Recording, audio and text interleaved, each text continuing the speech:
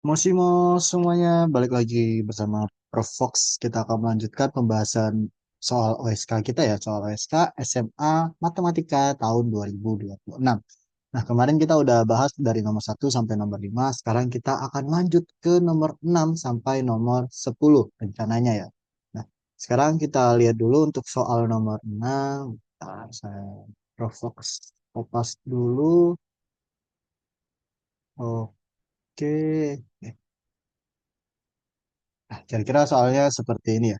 Diketahui bahwa A1 itu sama dengan 0, A2 sama dengan 2, dan untuk N lebih besar sama dengan 3, itu AN-nya merupakan sisa pembagian dari A N-2 ditambah AN-1 oleh 3. Jadi modulo 3 gitu. Nah, nilai dari A1 ditambah A2 ditambah seterusnya sampai ditambah A 2026 itu berapa? Seperti itu.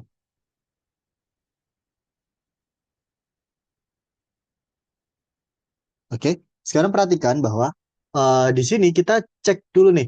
Karena kan kita bermain di modulo 3 kan, karena sisa pembagian oleh 3 gitu. Nah, modulo 3 itu simpelnya cuma ada 3 kemungkinan ya, yaitu bisa kongruen 0, kongruen 1, dan kongruen 2 gitu. Nah, karena di sini kita punya AN itu adalah AN min 2 ditambah AN min 1, ini untuk nilai AN, kongruen berapa? Modulo 3 gitu. Nah, inilah nilai dari AN nantinya. Tuh kan? Kita perhatikan bahwa nilai dari AN itu untuk N yang lebih besar sama dengan 3 itu cuma ada 3 kemungkinan, yaitu 0, 1, dan 2.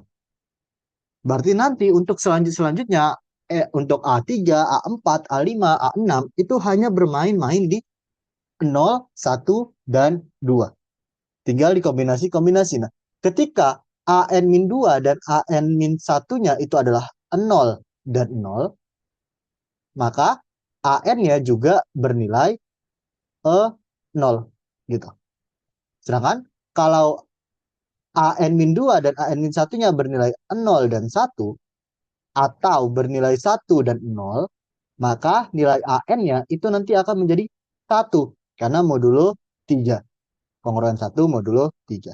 Nah, lalu kalau AN-2-nya itu adalah 0 dan AN-1-nya adalah 2, atau kebalikannya AN-2-nya yang 2 dan AN-1-nya yang 0, maka nilai AN-nya akan menjadi 2. Seperti itu. Dan kalau AN-2-nya itu adalah 1 dan AN-1-nya adalah 1, hasil jumlahnya adalah 2, dan kalau dibagi 3 itu sisanya juga 2. Berarti AN-nya juga 2. Dan kalau kita scroll ke bawah dikit, misalkan nanti AN-2-nya itu adalah 2 dan AN-1-nya juga 2, dijumlahin hasilnya 4, itu kongruen dengan 1 modulo 3. Berarti nanti untuk AN-nya itu adalah 1.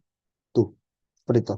Dan yang terakhir kemungkinannya adalah ketika AN-2-nya itu 1 dan AN-1-nya 2, atau kebalikannya AN-2-nya yang 2 dan AN-1-nya yang 1, maka hasil penjumlahannya 3 dan itu kongruen 0, atau sisa baginya terhadap 3 itu adalah 0. Berarti di sini kemungkinan-kemungkinan untuk nilai AN itu adalah 0, 1, 2. Karena di sini juga 2, di sini 1, di sini 0. Hanya ada 3 kemungkinan.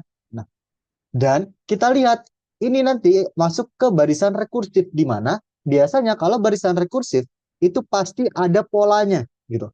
Tinggal kita lihat polanya berulang sebanyak berapa kali. Seperti itu. Nah, sekarang kita tuliskan di bawah sini, jika UN itu adalah suku ke N,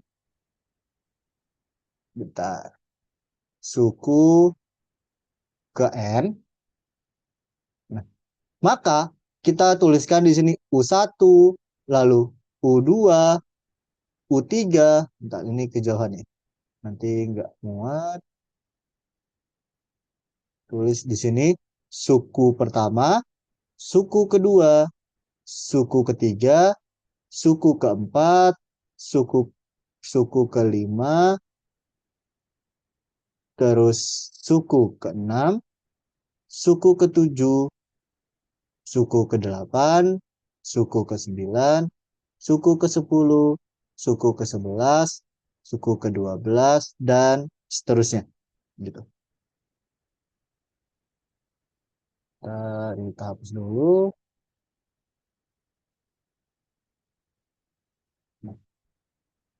Lalu nanti kita lihat bahwa ada nggak sih dari barisan rekursif yang mana karena UN itu adalah UN min 2 ditambah UN min 1. Ketika ada dua suku sebelumnya yang sama atau yang muncul lagi, maka itulah pola berulangnya. Sekarang kita lihat bahwa U1 kita itu 0 dan U2 kita atau A2 itu adalah 2 gitu. Nah, maka di sini kita punya 0, 2. Kalau 0 dan 2 kombinasinya 0 dan 2 itu pakai yang ini tadi. 0 plus 2, maka hasilnya jadi 2 gitu.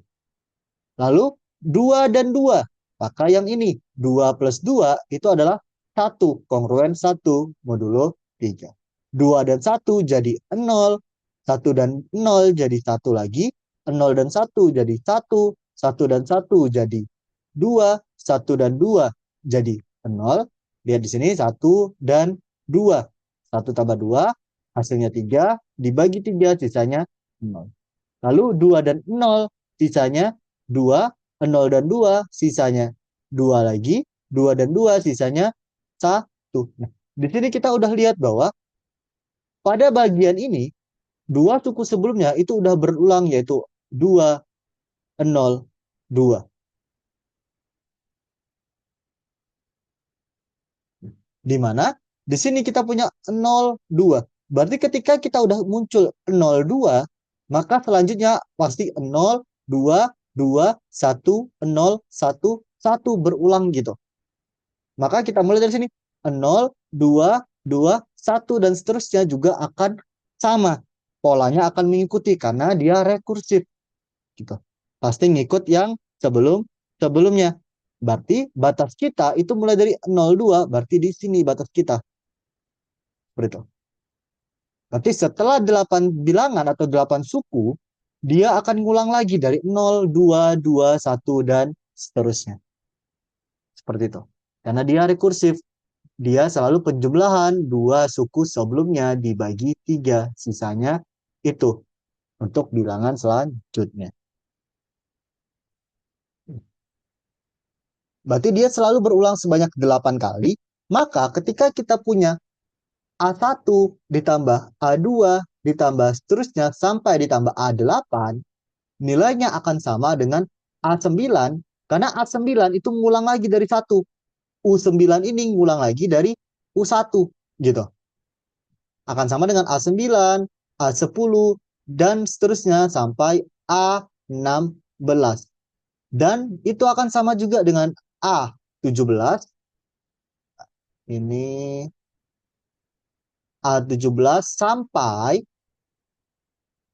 A24 dan seterusnya. Di mana untuk setiap 8 anggota ini, di mana satu kelompok itu ada sebanyak 8 anggota, jumlahnya itu adalah 0, tambah 2, tambah 2, tambah 1, tambah 0, tambah 1, tambah 1, tambah 2.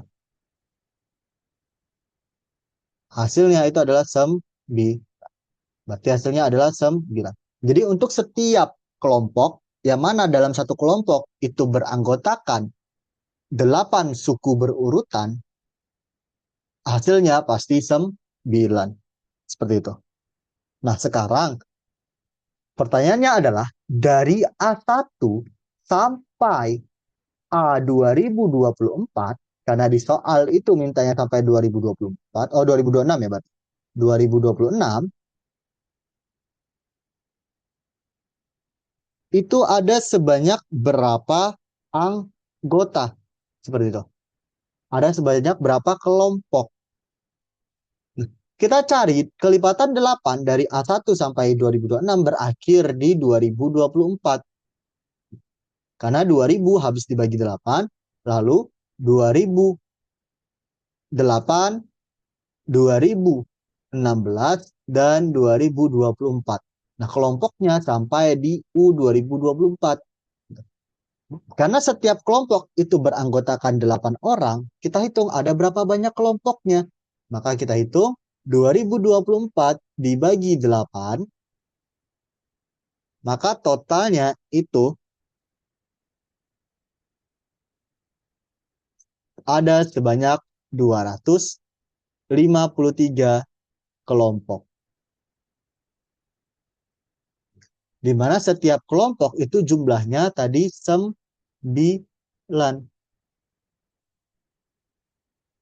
Berarti 9 kita kalikan banyaknya kelompok kita ada sebanyak 253 ditambah, ingat tadi baru sampai A 2024.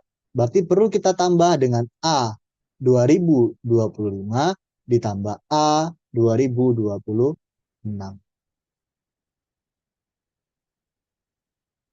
Di sini kita punya 2277. A 2025 berapa? Ingat kita berarti mulainya dari 1 lagi. A1 itu adalah 0.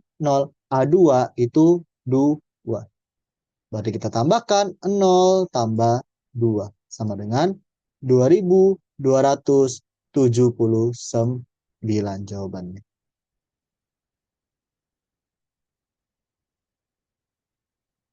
Jadi jawaban nomor 6 adalah 2279. Gitu. 253 ini kita dapat dari setiap kelompok itu beranggotakan 8 suku. Nah, setiap suku, dari 8 suku itu, jumlahnya adalah 9. Jadi suku 1, suku 2, sampai suku ke-8 ditambah, hasilnya 9. Suku 9, suku 10, suku 11, sampai suku 16, hasilnya juga 9. Jadi setiap 8 suku berurutan itu jumlahnya selalu 9. Karena setiap kelompok itu ada sebanyak 8 anggota, kita bagi. Banyaknya suku kita tadi, yang kelipatan 8 adalah 2024. Dibagi setiap kelompok sebanyak 8 anggota, maka ada sebanyak 253 kelompok.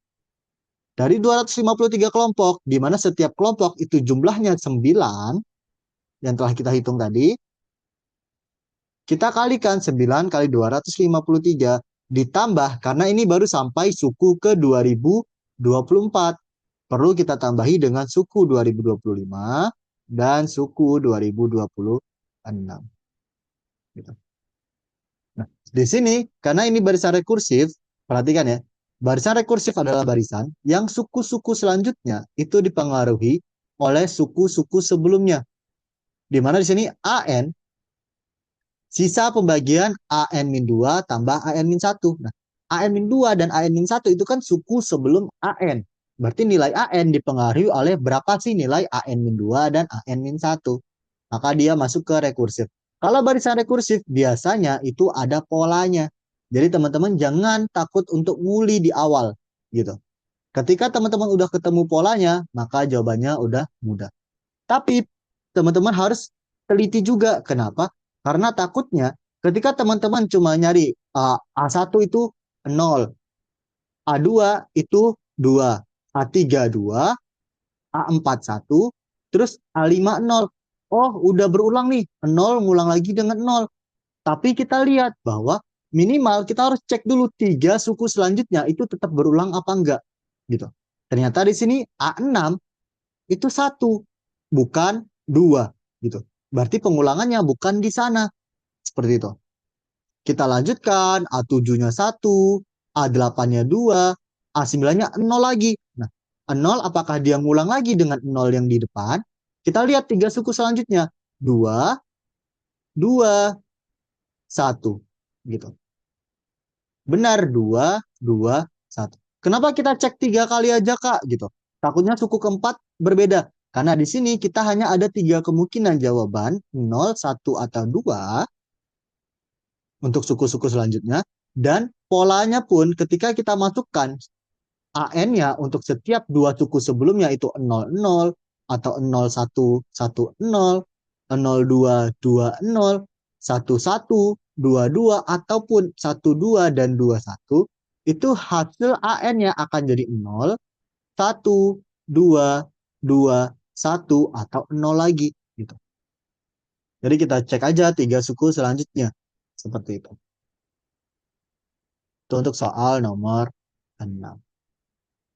Kalau ada pertanyaan atau bingung, silakan ditulis aja di kolom komentar. Jika ada kesempatan nanti bisa aku jelasin lagi di video yang terpisah. Seperti itu. Kita lanjut ke nomor 7.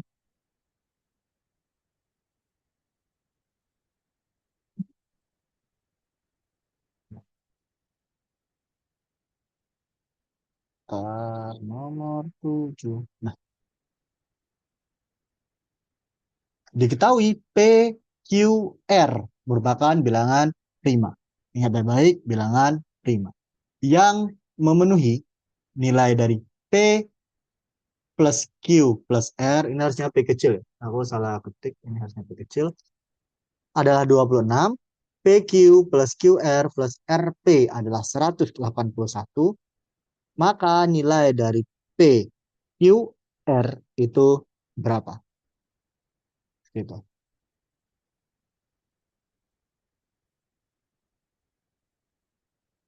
Nah, di sini kita perhatikan pertama dari persamaan pertama yaitu P plus Q plus R itu adalah 26. Ini ke warna merah ya.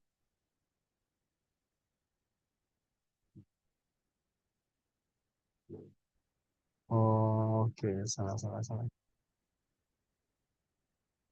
Salah. Nah, maksudnya gini. P plus Q plus R itu adalah 26.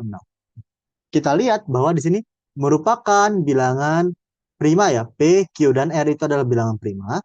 Boleh sama, boleh beda, nggak ada aturannya. Tapi kita cek agar hasilnya itu bilangan genap tanpa mengurangi keumuman, kemungkinannya adalah genap tambah genap tambah genap atau genap tambah ganjil tambah ganjil. Seperti itu. Tapi kalau ketiga-tiganya genap, di mana bilangan prima yang genap itu cuma 2, berarti 2 tambah 2 tambah 2 itu sama dengan 6, itu tidak sama dengan 26. Seperti itu. Nah, berarti mau nggak mau yang genapnya cuma ada satu dan dua bilangan lainnya itu ganjil. Yaitu 2 tambah ganjil atau odd tambah ganjil juga. Seperti itu. Sama dengan 26. Maka tanpa mengurangi keumuman, kita misalkan kalau P-nya yang 2, karena di sini simetris, P, Q, dan R muncul sekali, begitu pula di bawahnya PQ, QR, dan RP masing-masing muncul sekali, maka dia simetris, kita bisa misalkan P-nya itu sebagai 2, dan nanti hasilkan ini perkalian. Jadi mau P atau Q atau R kita balik-balik angkanya, hasil kalinya pasti tetap sama. Sekarang kita misalkan kalau P-nya yang 2, maka kita punya 2 ditambah Q ditambah R itu adalah 26. Maka Q ditambah R itu adalah 24. Sekarang kita lihat persamaan kedua. Kita punya bahwa tadi P adalah 2, berarti 2Q ditambah QR ditambah 2R itu 181. 2 kali Q plus R ditambah QR sama dengan 181. Nah, QR tadi kita udah punya itu 24. Maka kita punya 2 dikali 24 ditambah QR sama dengan 181. 48 ditambah QR itu 181. Maka QR sama dengan 181 dikurang 48. QR sama dengan 133.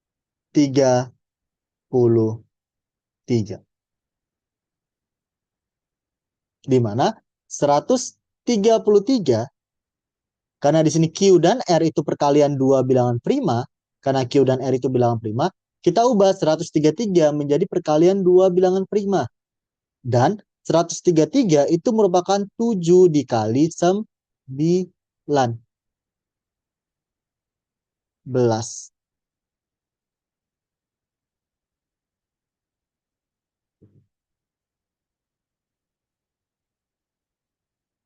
Kenapa bisa nebak langsung ke sini? Kita lihat bahwa kita punya angka 133. Ini cara hitung cepat ya. Karena kita mintanya bilangan prima, gitu. Nah, kita lihat bahwa 133 kalau kita perkalian bilangan 1 sampai 10 itu cuma bisa 1 sampai 100. Seperti itu. Nah, kalau perkalian 1 sampai 10 dikali 11 sampai 20 itu hasilnya bisa dari 11 sampai 200 gitu. Nah, berarti kita lihat salah satu bilangannya itu satu angka atau satu digit, bilangan lainnya itu dua digit. Karena belakangnya itu 3, di mana 3 itu cuma bisa diperoleh dari 1 kali 3 atau 7 kali 9 gitu.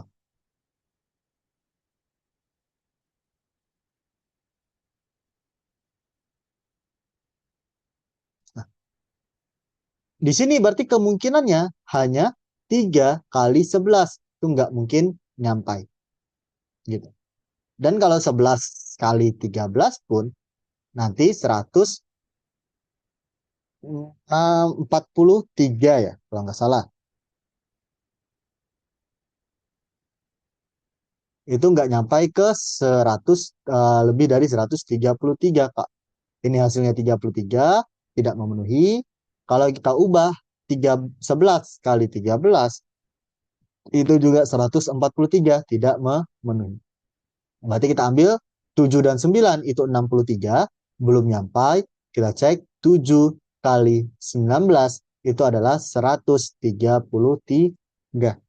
Seperti itu. Jadi jawabannya 133 atau 7 kali 19. Sekarang ini adalah QR-nya. Jadi tanpa mengurangi keumuman kalau Q-nya yang 7 dan R-nya yang 19. Maka nilai dari PQR, di mana kita tadi P-nya udah dapat yaitu 2, maka nilai dari P dikali Q dikali R adalah 2 dikali 7 dikali 19. Sama dengan 266.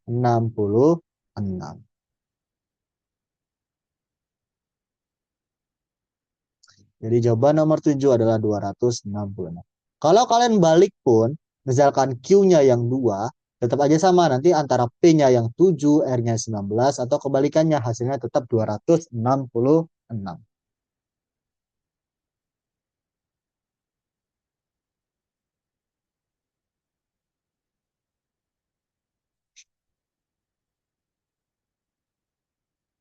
Oke, silakan kalau ada pertanyaan terkait nomor 7.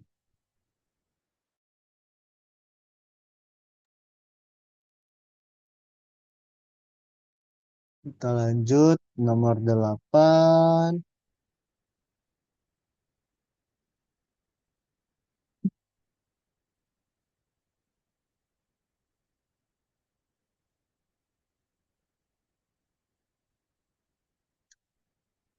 Oke, kita ke fungsi. Diketahui fx sama dengan x kuadrat plus px plus q kuadrat memiliki akar-akar bilangan bulat. Gitu. Nilai dari P plus 2Q adalah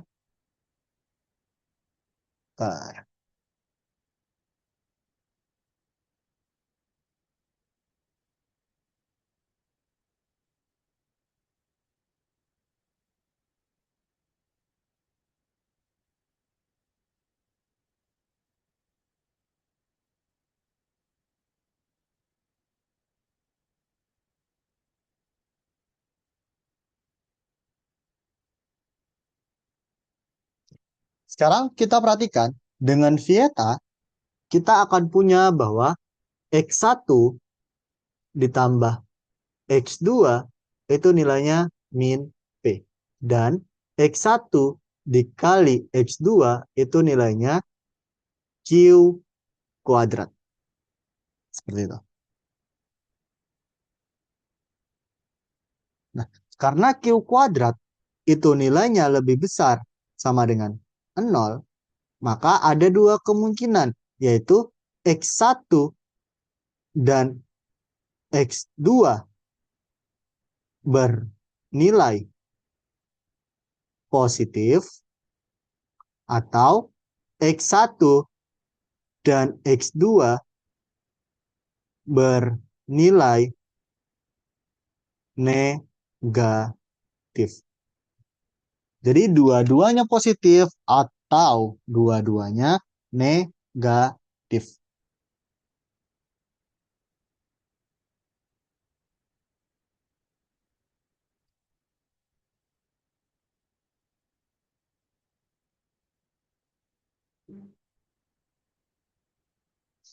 Sekarang perhatikan, di bagian pertama atau informasi X1 tambah X2 itu nilainya negatif.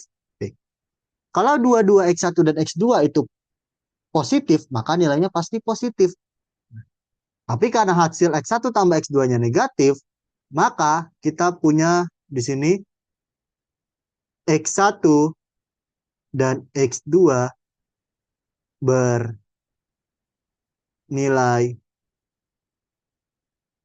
negatif.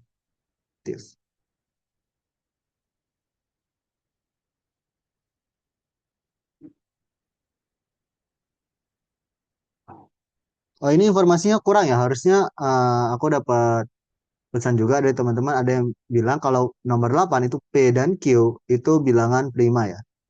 Bilangan prima. Oke. Sehingga karena P bilangan prima, maka negatif P itu bilangan negatif. Sehingga X1 dan X2 itu bernilai negatif.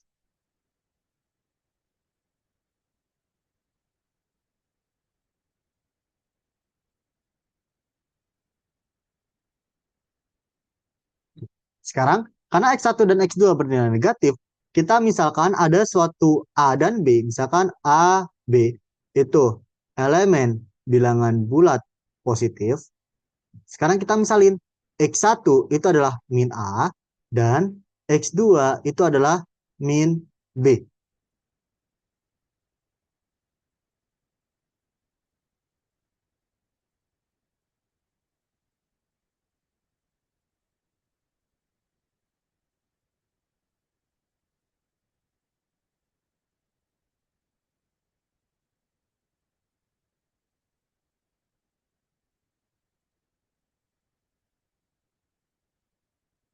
Sekarang perhatikan, berarti persamaan soal kita akan menjadi min A ditambah min B dari X1 tambah X2 ini ya.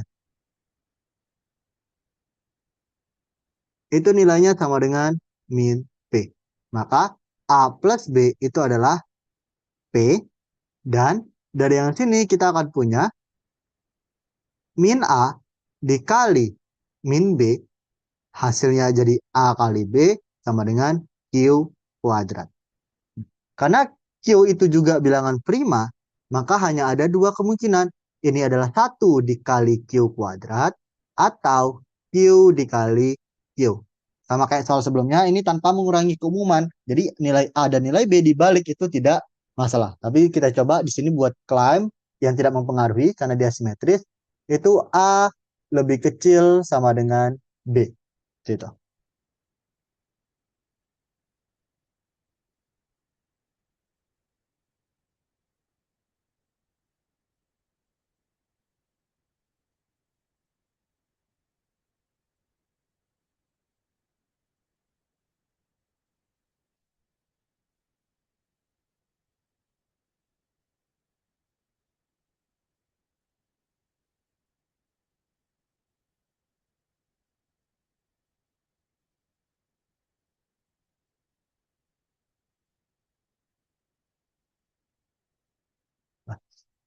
Sekarang kita lihat, kalau misalkan A-nya 1 dan B-nya itu Q kuadrat,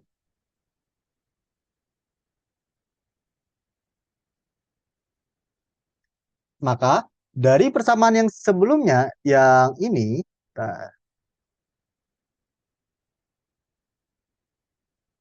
kita akan punya 1 plus Q kuadrat sama dengan T.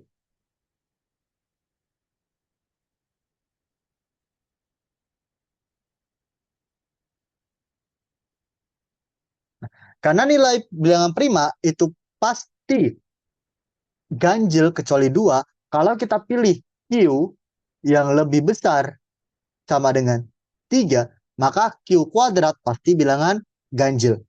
Ini menyebabkan 1 tambah Q kuadrat itu adalah ganjil tambah ganjil, di mana hasilnya adalah genap. Nah, karena P itu bilangan prima dan P itu genap, berarti P harus 2 gitu. Maka nilai ini akan menjadi 1 ditambah Q kuadrat sama dengan 2, atau Q kuadrat sama dengan 1. Ini kontradiksi. Kenapa kontradiksi?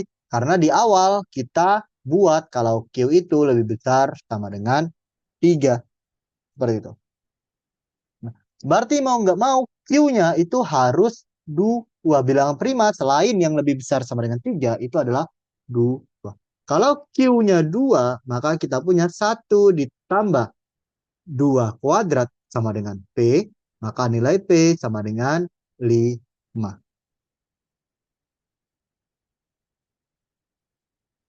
Berarti dengan demikian, ketika P-nya 5 dan Q-nya 2, persamaan fx kita, fx tadi di awal yaitu x kuadrat ditambah px ditambah q kuadrat itu menjadi x kuadrat ditambah 5x ditambah 4. Di mana nilai fx ini kalau kita faktorkan itu menjadi x min plus plus 1 dan X plus 4.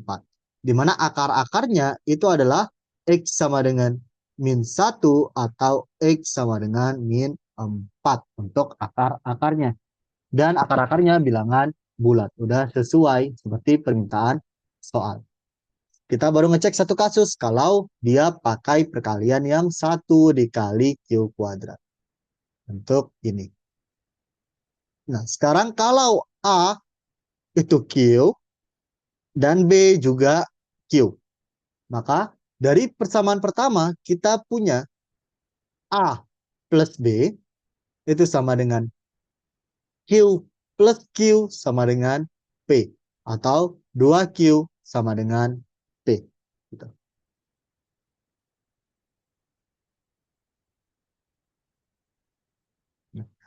Sekarang kita lihat bahwa 2Q itu adalah bilangan genap. Berarti P itu adalah bilangan genap. Yang mana bilangan prima yang genap itu cuma P sama dengan 2.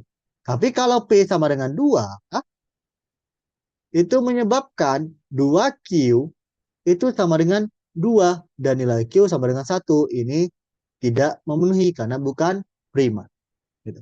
Berarti jawabannya memenuhi cuma ketika P-nya sama dengan 5 dan Q-nya sama dengan 2. Sehingga permintaan soal kita yaitu P ditambah 2Q, kita tadi punya P-nya 5 dan Q-nya 2. Jawabannya adalah 9. Jadi nomor 8 jawabannya itu 9.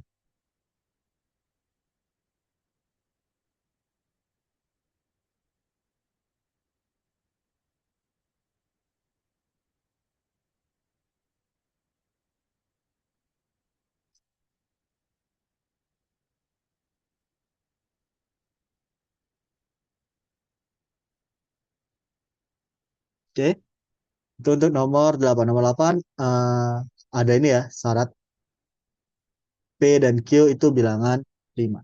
Gitu.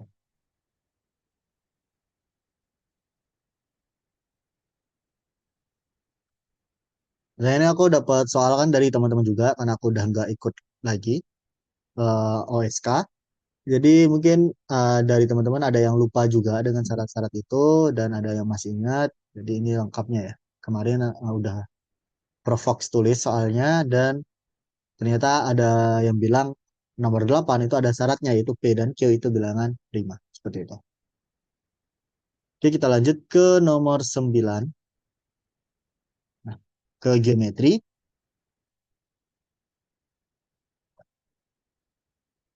Pada gambar di bawah, lingkaran kecil menyinggung seperempat lingkaran di luar, berarti lingkaran kecil warna merah. Ini udah Provox buat gambarnya berwarna-warna ya, biar kita mudah lihat. Lingkaran kecil yang warna merah menyinggung lingkaran, seperempat lingkaran di luar, yang warna biru tuh seperempat lingkarannya di luar lingkaran, dan menyinggung setengah lingkaran di dalam. Setengah lingkaran yang warna hijau menyinggungnya dari dalam. Berarti lingkaran merah di dalam lingkaran hijau, tapi di luar lingkaran biru. Dan menyinggung satu sisi persegi di bawah ini. Jika panjang sisi persegi adalah 300, tentukan jari-jari lingkaran kecil. Berarti kita cari jari-jari dari lingkaran yang warna merah. Gitu. Nah, sekarang kita kasih nama untuk setiap titik-titik yang penting. Ntar udah Provox buat gambarnya. Ini buat gambarnya pakai GeoGebra ya, teman-teman. Nah, sekarang kita lihat bahwa kita cuma punya informasi panjang sisi persegi itu 300. Oke. Nah, sekarang kita buat permisalan dulu. Kita akan ada lingkaran, setengah lingkaran, jari-jarinya misalkan X, berarti panjang sisi perseginya itu adalah 2X. Sekarang kita buat bahwa 2X itu panjang sisi persegi yaitu 300, maka X itu adalah 150. Ini kenapa kita buat permisalan agar kita ngitungnya nggak terlalu gede. Kalau pakai 300 itu perhitungannya nanti besar dan takutnya keliru gitu kan. Susah nulisnya juga. Oke, kita fokus ke gambar sekarang. Oke, dengan informasi ini, kita buat garis bantu tentunya, karena ini soal geometri. Garis bantunya coba kita tarik garis dari titik pusat, yaitu A ke I. Nah, dia nggak mau jadi lurus ya.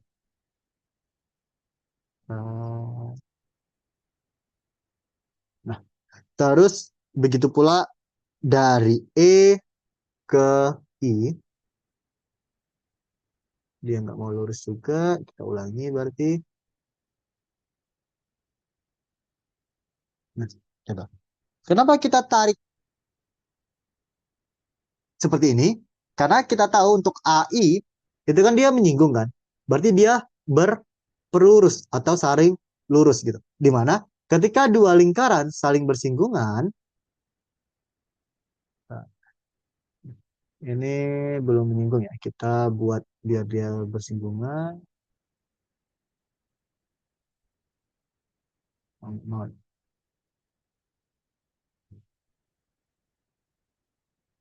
Halo. Oke, kita ulangi dulu aja yang satunya. Bentar ya guys. Nah, ketika dia bersinggungan, kita misalkan atau kita ilustrasikan ada garis singgung di sini.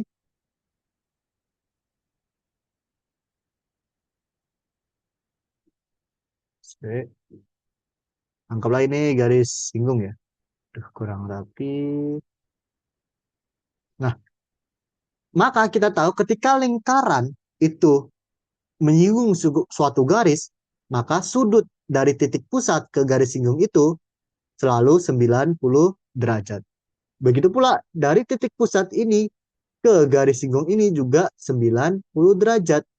Sehingga dari titik pusat kedua lingkaran ini akan jadi 180 derajat gitu. Maka dia berpelurus atau saling lurus gitu. Nah, sedangkan untuk yang bagian ini karena dia ada di dalam lingkaran yang berpusat di E, kita tarik aja garis lurus langsung seperti itu. Dari E ke I. Dengan demikian berarti kita punya bahwa panjang.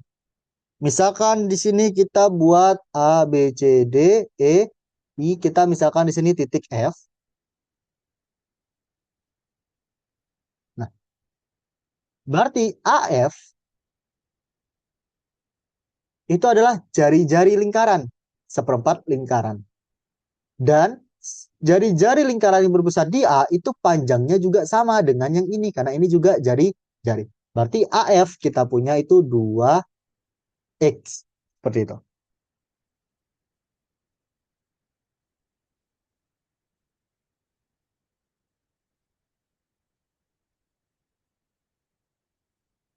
Terus bisa nggak Kak kalau kita tarik garisnya ini ke I ke C? Itu nggak membantu, kurang membantu. Kenapa? Karena dari AC dan AIC itu nggak sama, teman-teman. Gitu. Belum tentu dia sama. Kenapa? Karena kalau I ini berada di garis AC, maka haruslah lingkaran merah ini juga menyinggung BC. Seperti itu. Dia harus seperti ini, kira-kira. Harus menyinggung BC juga. Maka pada kasus ini, AC dengan AIC itu bukan garis yang sama. Berarti kita nggak pakai yang itu. Kalau kita mau buat siku-siku pun, berarti kita harus tarik garis I yang lurus ke sini. Tapi tidak ke C. Gitu. Berarti nanti kita akan ada PR untuk menghitung berapa sih panjang garis dari D ke titik yang ada di sini.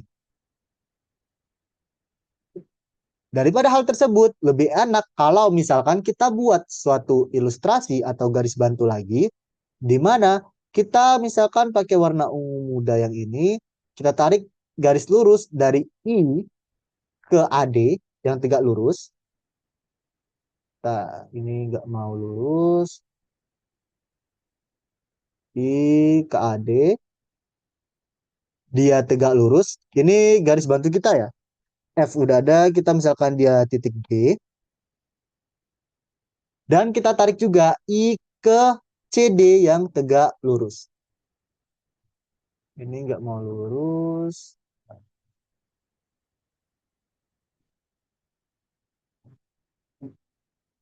Oh,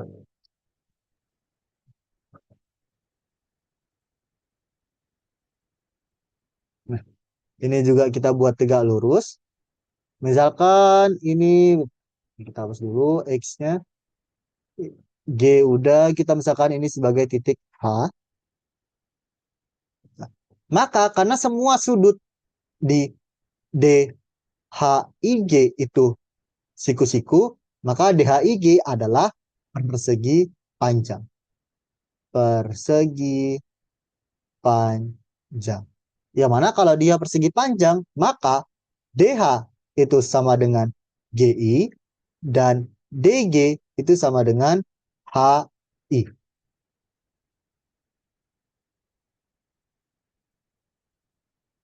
Sekarang kita misalkan jari-jari lingkaran merah itu sebagai R, ini juga R, berarti HI itu adalah R. Seperti itu.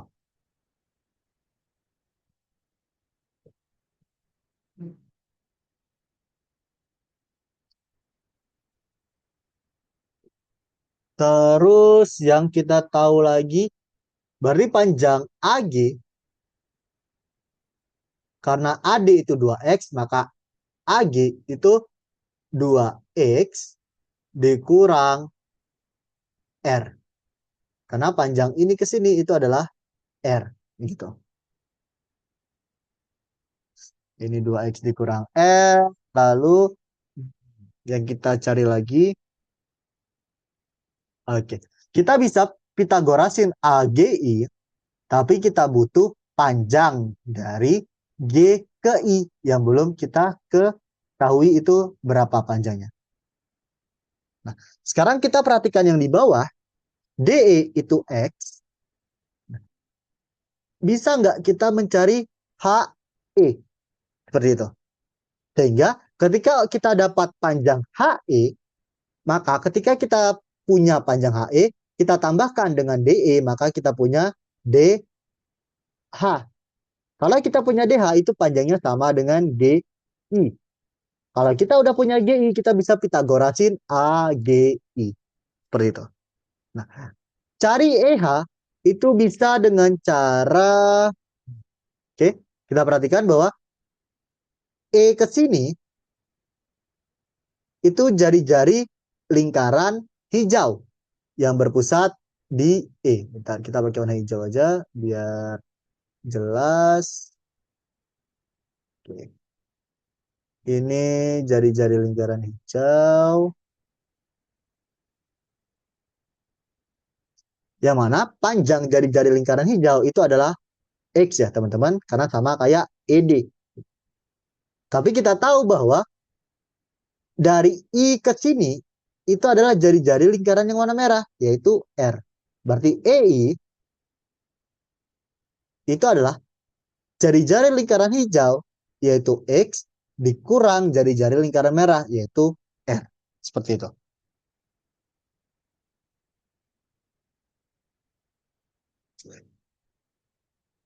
Kita punya EI-nya X min R dan kita punya IH itu adalah R karena jari-jari lingkaran merah. Maka dengan Pitagoras. Berarti Pitagorasnya di EIH. Pitagoras di segitiga EHI,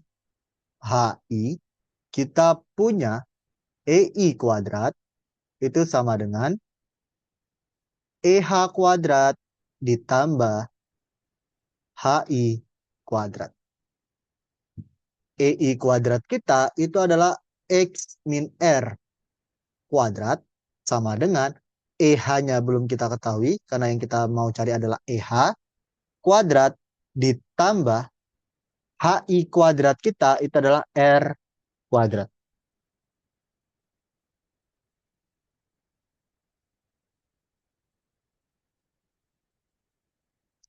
Maka EH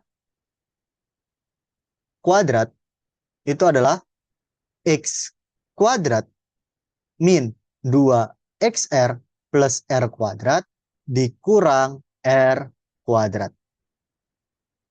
Ini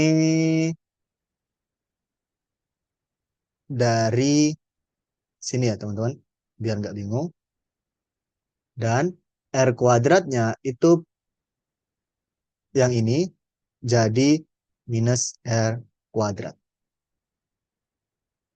Karena dia berpindah ruas dari EH-nya. Maka kita punya EH kuadrat itu jangan EH kuadrat lagi, kita langsung aja EH itu sama dengan akar dari X kuadrat dikurang 2XR.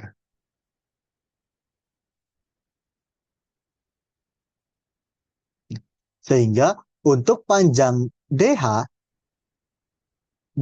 itu adalah DE ditambah EH, di mana DE kita itu panjangnya X, berarti ini adalah X ditambah akar X kuadrat min 2XR. Dan DH itu sama dengan GI. Maka sekarang lanjutan kita adalah kita akan menghitung Pitagoras di segitiga yang mau kita cari tadi yaitu AGI. Seperti itu. AG. Maka AI kuadrat itu sama dengan AG kuadrat ditambah GI kuadrat. AI kuadrat kita itu adalah AI itu sama dengan AF ditambah FI. Maka AI itu adalah AF-nya 2X, FI-nya itu adalah R. Seperti itu. Berarti 2X plus R. Kita punya 2X plus R kuadrat. Sama dengan AG kuadrat.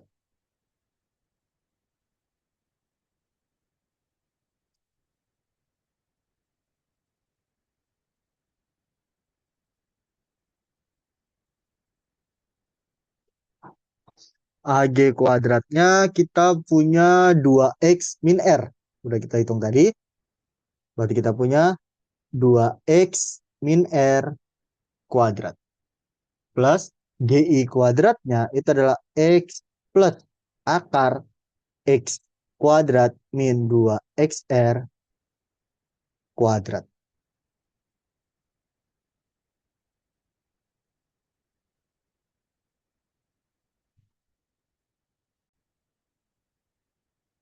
Nah, sekarang di sini agak sedikit trik ya, di mana kalau kita kuadratkan langsung, yang bagian sini, kita ganti warna hijau,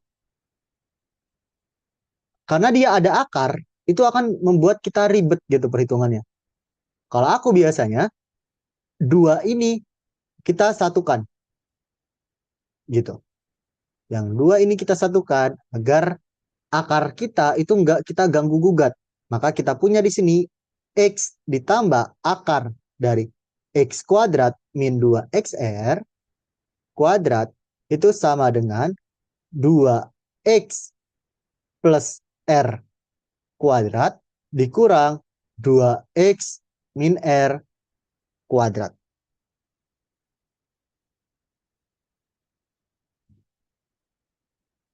Nah, di sini kita punya selisih dua kuadrat nih teman-teman.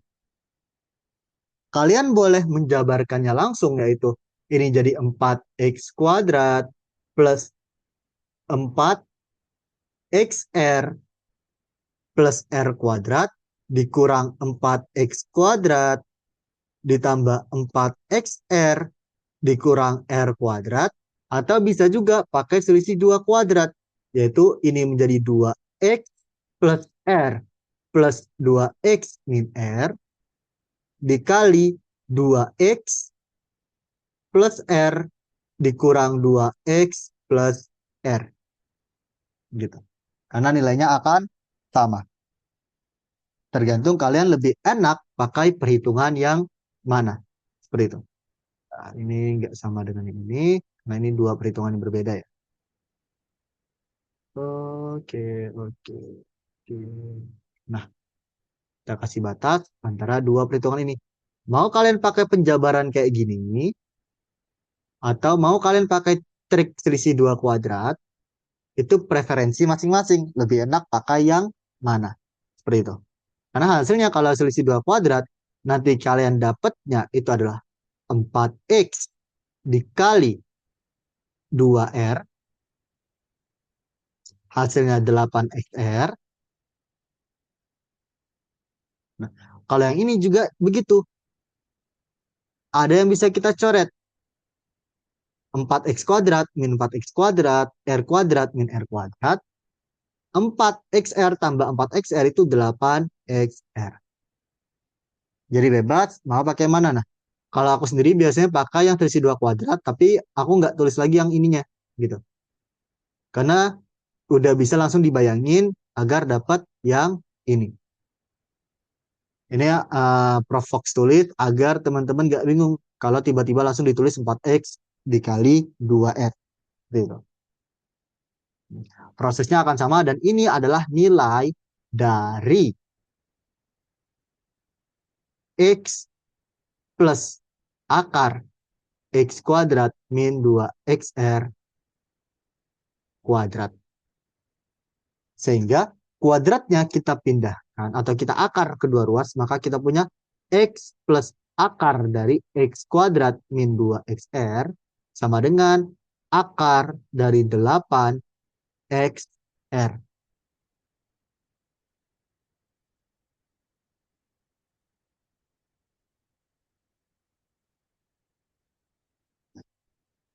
Terus kita punya di sini X, hmm, X ini karena ada pengurangan. Kalau kita kuadratkan coba, berarti X-nya kita pindahin.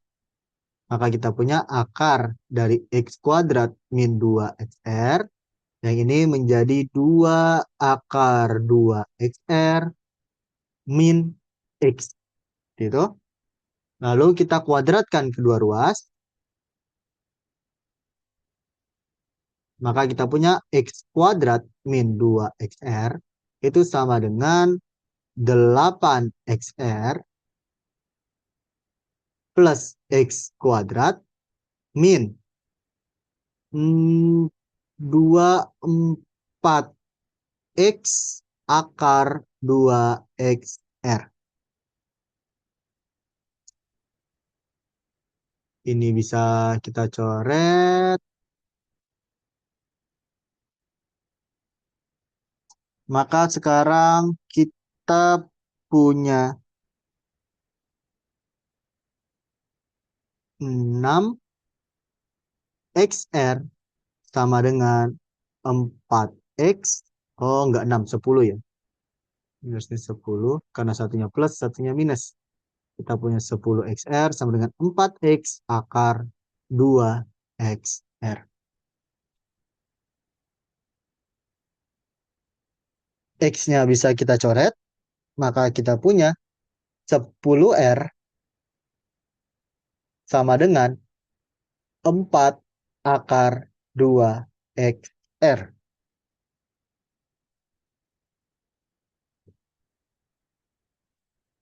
Kita coba kuadratkan lagi agar menghilangkan akar kita. Maka kita kuadratkan, kita akan punya 100R kuadrat sama dengan 16 kali 2 yang di dalam ini berarti 32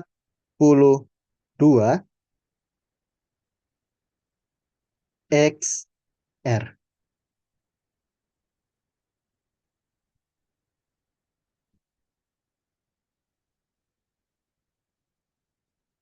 R-nya kita coret, kita punya 100R sama dengan 32X. Nah, sekarang kita punya bentuknya yaitu R sama dengan 32X per 100. Ingat di awal tadi X kita itu adalah 150. Maka kita punya sekarang 32 dikali 150 per 100. Ini bisa kita bagi 50, maka kita punya 3 bagi 2. Ini kita bagi juga. Biar sama. Ini tadi dibagi, sisanya 2. Ini kita bagi, sisanya 16. 16 kali 3 itu 48. Jadi R atau jari-jari lingkaran kecil itu adalah 48. Seperti itu.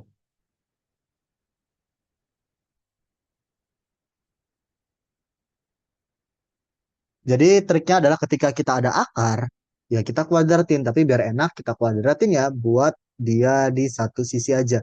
Dan di sini kenapa Kak ini nggak kita langsung kuadratin aja? Gitu. Ini kan akar yang ini udah satu sisi nih. Karena kita mau ngeluarin dulu. Karena di dalam akar yang ini itu ada bentuk pengurangan. Ataupun kalaupun dia penjumlahan juga sama. Kita keluarin dulu gitu. Sedangkan yang sebelah sini itu sudah bentuk perkalian. Jadi lebih baik kita utamakan ngeluarin yang penjumlahan atau pengurangan di dalam akar. Karena kalau udah perkalian itu lebih enak untuk menghilangkannya. Ini ada operasi yang belum kita tulis, yaitu X kita coret dengan X, lalu di sini R kita coret dengan R.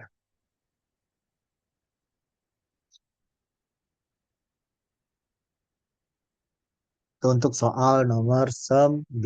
Silahkan teman-teman kalau ada pertanyaan bisa dituliskan di kolom komentar.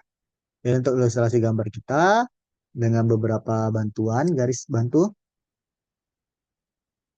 Ingat, kalau kita tarik I ke C, maka A, I, C itu nggak sama dengan AC. Gitu. Jadi kita sampai I aja, kita buat garis yang tegak lurus ke bawah. Kenapa? Karena I ke H ini itu panjangnya R. Sedangkan kalau tadi kita buat garis bantunya itu dari A, I ke sini,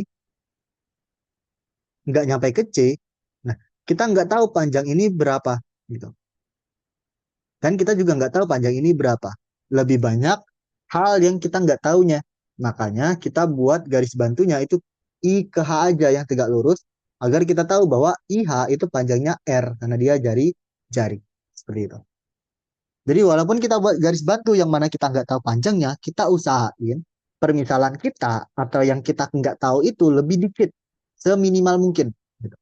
Jadi ketika jari-jarinya udah kita misalin R, kita buat garis-garis bantu itu juga yang menggunakan R tersebut. Oke.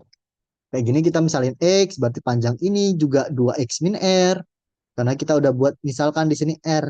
Gitu. Dan seterusnya. Oke, kita lanjut ke nomor 10. Ntar ambil soalnya.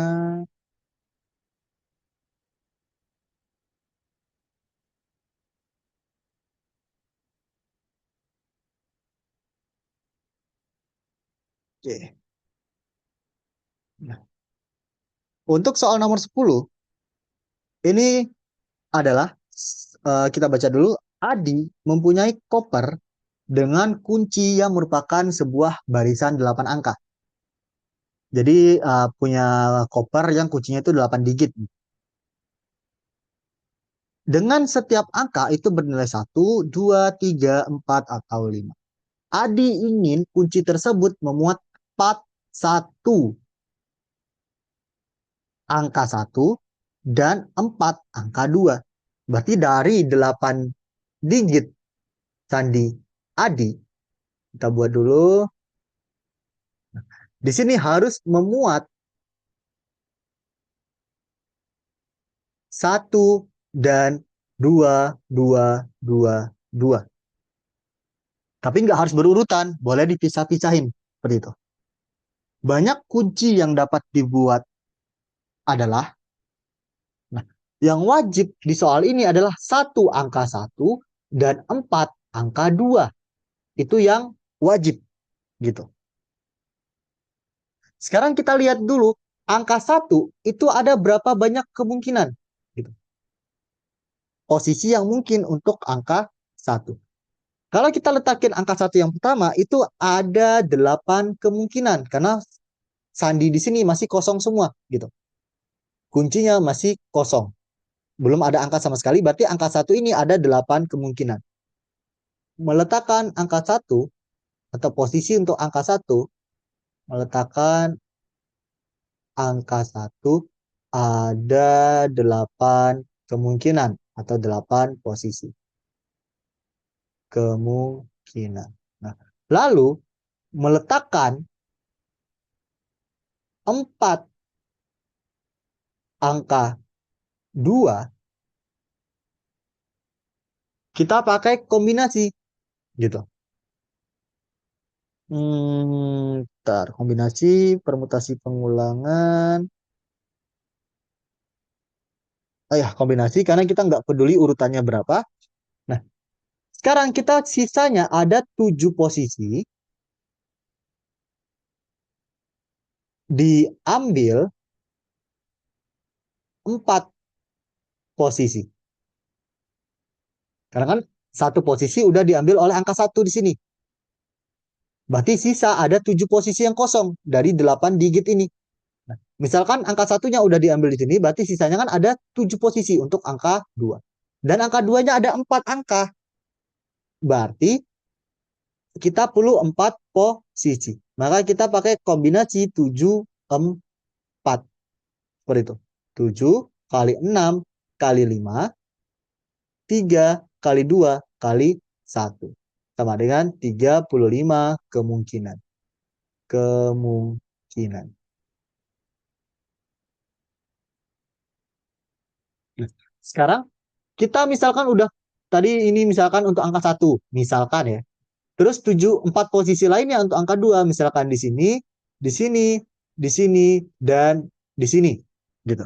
Berarti kan sisa ada 3 posisi yang masih kosong. 3 posisi ini, bentar, ini miring. Nah, 3 posisi kosong dapat diisi oleh 3 kemungkinan angka. 3 kemungkinan angka. Yaitu bisa diisi oleh 3, diisi oleh 4, ataupun diisi oleh 5. Gitu. Dengan demikian berarti masing-masing posisi itu bisa terisi oleh 3 kemungkinan, dikali 3 kemungkinan, dikali 3 kemungkinan. Yaitu 27 kemungkinan.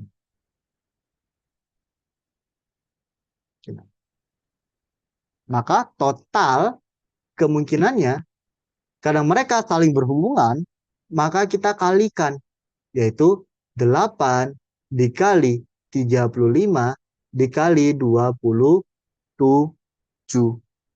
Seperti itu. Yaitu 7.560 kemungkinan. Itu kalau kita ngelihat dengan cara, berapa banyak sih cara kita meletakkan angka 1 ini? Karena cuma ada satu angka 1, kita ada 8 kemungkinan posisi untuk angka 1. Lalu angka 2-nya itu ada 4 angka atau 4 digit yang angkanya itu 2. Karena sisa tadi tersisa 7 posisi dan kita mau ngambil 4 posisi yang masing-masing posisi diisi oleh angka 2, maka kita pakai kombinasi mengambil 4 posisi dari 7 posisi yang tersedia atau mengambil 4 kursi dari 7 kursi yang ada. Sebanyak 35 kemungkinan dan tersisa 3 posisi atau tersisa 3 slot ataupun 3 kursi nih untuk angka yang bisa diisi oleh angka 3, 4, ataupun 5.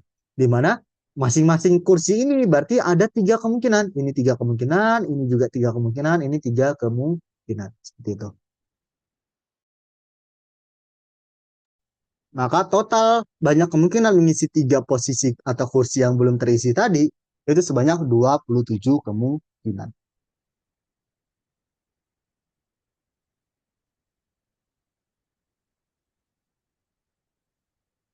Tapi kalau teman-teman bingung dengan cara kayak gini, ada cara yang sedikit nguli,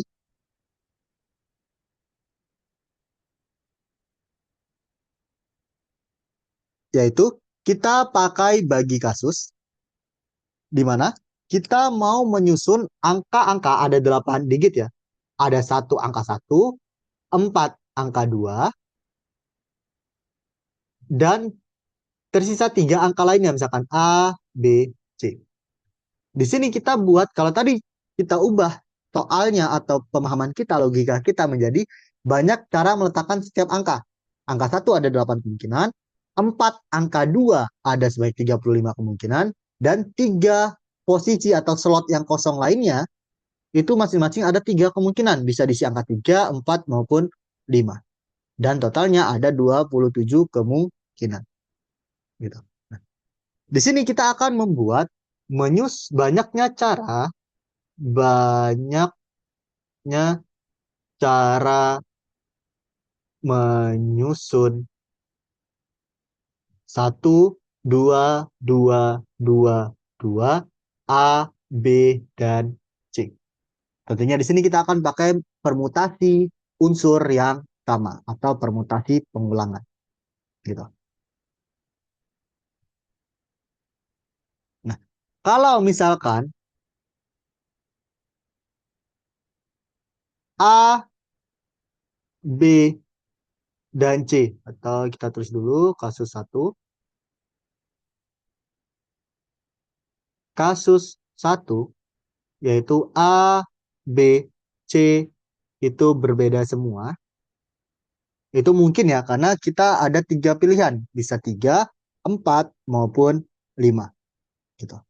Maka angka-angka yang kita susun itu adalah satu, dua, dua, dua, dua, tiga, empat, dan lima. Banyaknya cara menyusunnya itu ada 8 faktorial. Unsur yang sama itu 4 faktorial. Maka kita punya sebanyak 8 kali 7 kali 6 kali 5 per 4 kali 3 kali 2 kali 1. 35,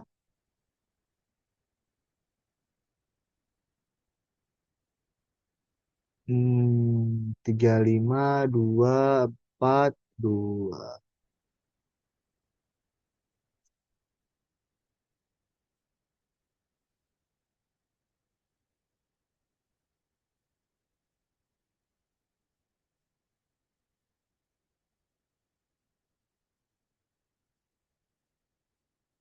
Oh, nah, ini enggak gini ya berarti. Kalau permutasi ini udah permutasi, berarti bukan kombinasi. Harusnya langsung aja 8 kali 7 kali 6 kali 5. Ya, harusnya gitu. Sorry. Nah, ini ada sebanyak 1680 cara. Terus kalau kasus 2 itu ada dua atau tepat, jangan ada tepat dua dari A, B, C itu sama. Kalau tadi A, B, C yang berbeda, sekarang A, B, dan C-nya ada yang sama. Entah A yang sama dengan B, A yang sama dengan C, atau B yang sama dengan C. Tapi salah satunya itu beda, gitu. Nah, kemungkinan-kemungkinannya yaitu tetap sama, satu, dua, dua, dua, dua, ditambah anggota dari entah itu tiga, tiga, empat, tiga, tiga, lima, empat, empat, tiga, empat, empat, lima, atau lima, lima, tiga, lima, lima, empat, gitu. Kalau tepat dua dari A, B, C itu sama. Dengan demikian, ada 6 kemungkinan pasangan, berarti kita 6 dikali banyak cara menyusun. Setiap satu, dua, dua, dua, dua A, B, C nantinya itu adalah 8 faktorial per 4 faktorial 2 faktorial. Karena unsur yang sama itu ada 2. Sama dengan 8, tadi masih ada 6 ya.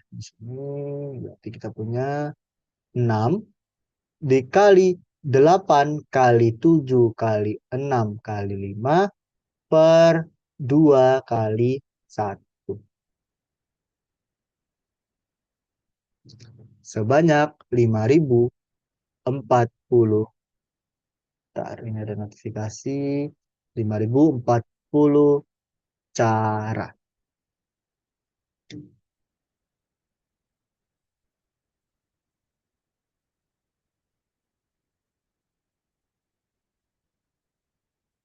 Dan yang terakhir atau kasus ketiga,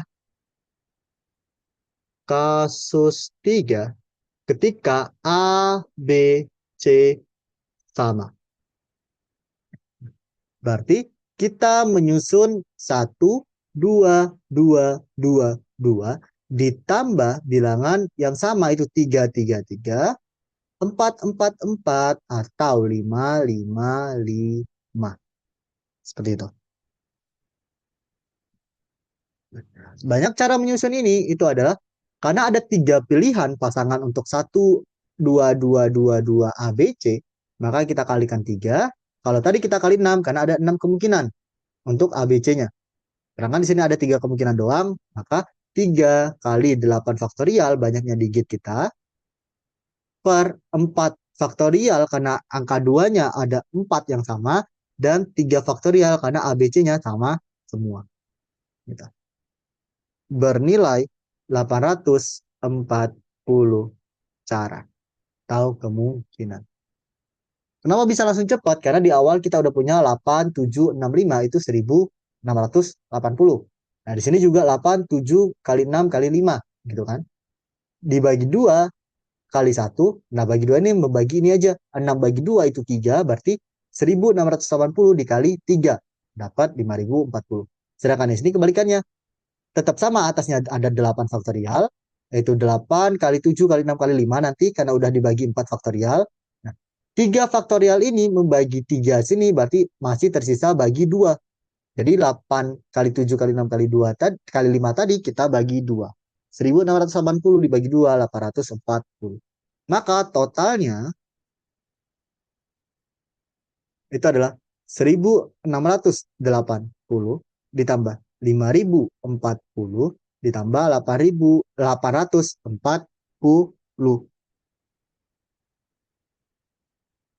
84156 sebanyak 7560 cara untuk menyusunnya. Hasilnya sama kayak cara yang cepat tadi gitu. Tapi tergantung teman-teman lebih mudah paham yang mana ini. Kalau bagi kasus, ketika kita tahu 5 digit yang udah kita tahu itu 1, 2, 2, 2, 2, dan yang belum kita tahu kita misalin A, B, C. Dan A, B, C ini bisa angka 3, bisa angka 4, dan bisa angka 5.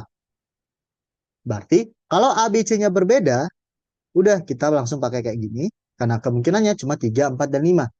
Kalau ada dua, tepat dua dari A, B, C itu ada yang sama, entah itu A sama dengan B, B sama dengan C, atau A sama dengan C.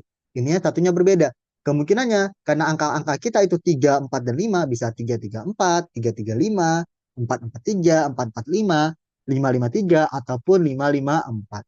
Dan kasus terakhir atau kasus ketiganya adalah ketika A, B, C-nya sama semua.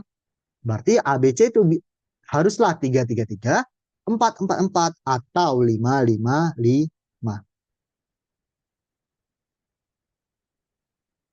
Begitu. Nah, kalau yang ini tadi, yang pertama tadi caranya kita misalkan untuk meletakkan angka 1 ada 8 kemungkinan, meletakkan 4 angka 2, mengambil 4 posisi dari 7 posisi yang tersisa. Nah, setelah kita ambil 5 posisi untuk 1 dan 4 angka 2, tersisa 3 posisi, di mana setiap posisi masing-masing bisa diisi angka 3, 4, maupun 5.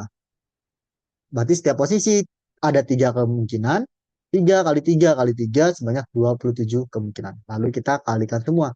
Gitu. Nah, di sini kita kalikan karena kasus-kasus dari setiap peletakan posisi ini saling terhubung, terjadi bersamaan. Sedangkan ini kita jumlahin karena untuk setiap kasus 1, kasus 2, dan kasus 3 itu tidak mungkin terjadi berbarengan. Dimana ketika A, B, C berbeda itu nggak mungkin terjadi sama dengan A, B, C-nya sama semua. Jadi kasusnya berbeda, makanya kita jumlahin. Berbeda di sini dalam artian tidak terjadi bersamaan. Sedangkan di sini terjadi bersamaan untuk peletakan posisinya. Jadi ketika kita ngeletakin angka 1 dan kita ngeletakin 4 angka 2, itu terjadi bersamaan ketika kita ngeletakin angka 3, 4, dan 5 juga. Maka kita kalikan.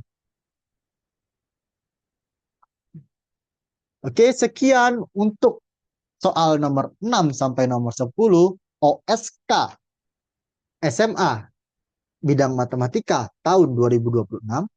Jika mau dilanjutkan ke isian, ini soal pilgan ya. Kalau mau dilanjutkan ke soal-soal isian atau tingkat lanjutnya nomor 11 sampai 20, silakan tulis di kolom komentar. Kalau ada pertanyaan atau kritik dan saran juga silakan secara terbuka tulis di kolom komentar. Karena kita demokrasi menerima kritik dan saran teman-teman untuk perbaikan bersama dalam pembahasan soal kita. Jangan lupa di like kalau teman-teman suka dan di share agar teman-teman yang lain juga bisa mencari video ini gitu. Sekian, terima kasih, sampai jumpa di video-video selanjutnya.